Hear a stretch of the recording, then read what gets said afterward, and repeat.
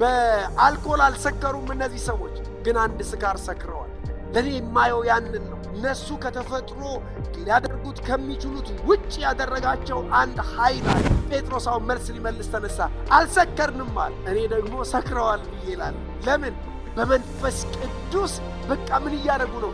ሰክረዋል እነዚህ ሰው። የሐዋርያቱ ስካር ከመንፈስ ቅዱስ ነው። ዛሬ ብዙዎቻችን በተለያየ ነገር ሰክረናል። ዘር አስክሮናል፣ ገንዘብ አስክሮናል፣ ክብር አስክሮናል። ቅናት ማለት ለራስ ብቻ በማሰብ የሌላውን እድገት የሚወለድ የሌላውን ፍሬያማነት በረከት ወደዛ ሰው እንዳይጠጋ እንዳይመጣ ማድረግ ወይ ደግሞ መንጠቅ።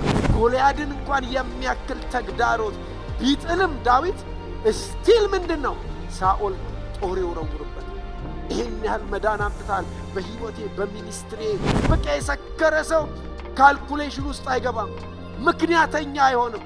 ይሄ በር እንዴት ይከፈታል? ሁኬርስ በናዝሬቱ ጌታ በኢየሱስ ስም ይከፈት።